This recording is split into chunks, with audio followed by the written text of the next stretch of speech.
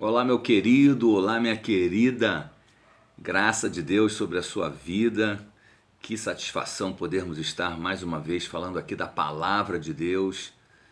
E eu quero deixar aqui um versículo para o nosso grupo. Tudo se fez novo, que se encontra na segunda epístola de Paulo aos Tessalonicenses, que diz assim: preste atenção, se de fato é justo para com Deus que ele dê em paga tribulação aos que vos atribulam, e a vós que sois atribulados, alívio juntamente conosco, quando do céu se manifestar o Senhor Jesus com os anjos do seu poder em chama de fogo, tomando vingança contra os que não conhecem a Deus e contra os que não obedecem ao Evangelho de nosso Senhor Jesus Cristo.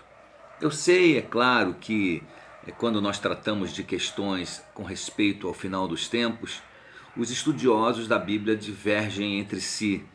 Alguns acreditam de verdade que a igreja nunca verá essas coisas porque tudo isso aconteceu no passado.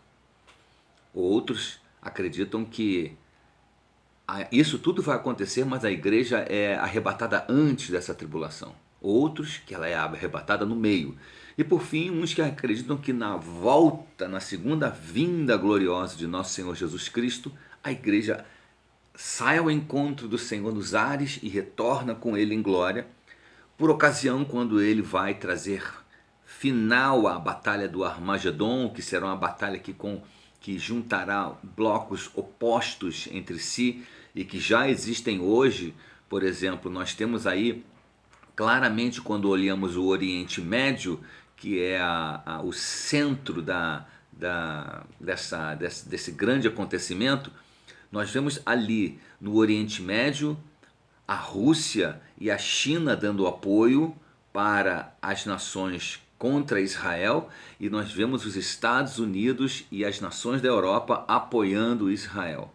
As nações da Europa até são mais assim, digamos, mais à parte dessa situação.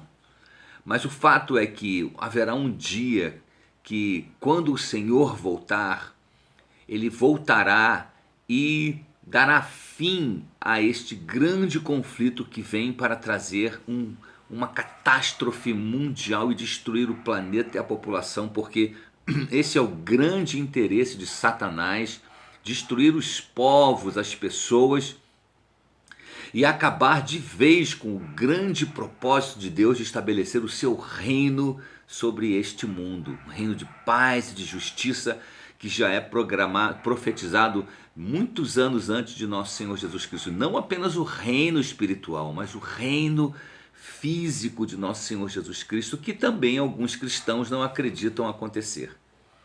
No entanto, o apóstolo Paulo deixa claro aqui que os cristãos de Tessalônica estavam passando momentos de grande tribulação, de grande sofrimento.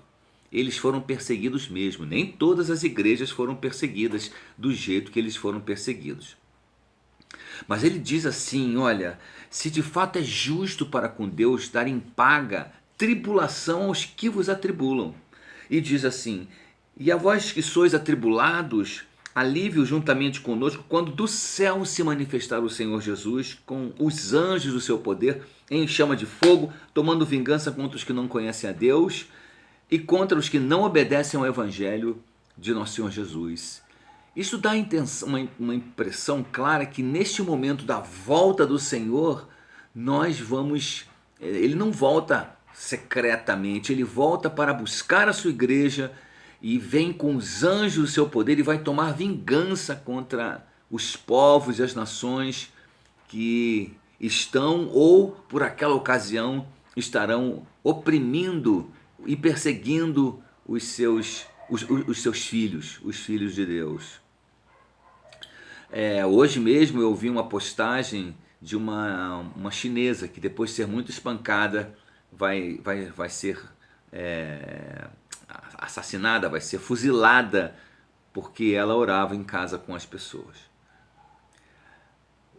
Independente da maneira que você foi educado com respeito à segunda vinda de nosso Senhor Jesus Cristo e a nossa reunião com Ele, como o apóstolo Paulo fala, porque no capítulo 2 ele diz que essa nossa reunião com Ele, esse nosso arrebatamento não acontecerá sem que primeiro venha o anticristo, sem que primeiro se manifeste o homem do pecado, o filho da perdição, o qual se levanta e se opõe contra tudo que se diz respeito a Deus, vai estabelecer uma adoração a si mesmo. E qual é a intenção da minha palavra aqui? Não é desdizer aquilo que você aprendeu, mas evidentemente também te trazendo uma outra luz, ou uma luz que você não tinha. A questão aqui não é esta.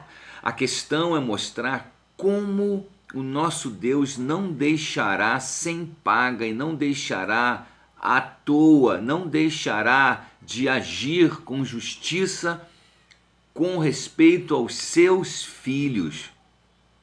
Ele virá, mas ele só virá não porque vem apenas para nos resgatar ou salvar o seu povo do sofrimento. Não, ele virá por ser justo.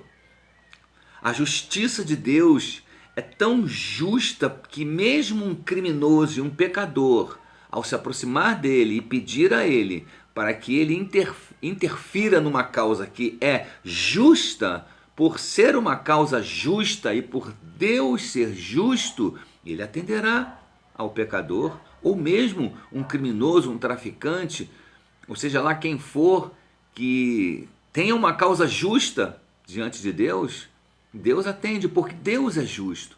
É a sua justiça que fará com que ele retorne para este mundo injusto para estabelecer justiça, porque ele é justo. Então, se de fato é justo para com Deus, é justo para com Deus que ele dê em paga tribulação àqueles que vos atribulam. Não nos enganemos, por muitas vezes nós pedimos a Deus para poupar certas pessoas, mas Deus não as poupará, porque é justo da parte dele que ele traga tribulação àqueles que nos atribulam. Creia na justiça de Deus, creia que Deus não te deixou abandonado, sozinho, nesse buraco e nesse problema. E creia que mesmo as pessoas que estão ao seu redor, seja lá qual o grau de proximidade, estejam trazendo mal a você, esse nosso Deus, que é um Deus justo, trará justiça, porque ele é justo. Deus te abençoe nesse dia, meu irmão, tremendamente. Em nome de Jesus. Amém.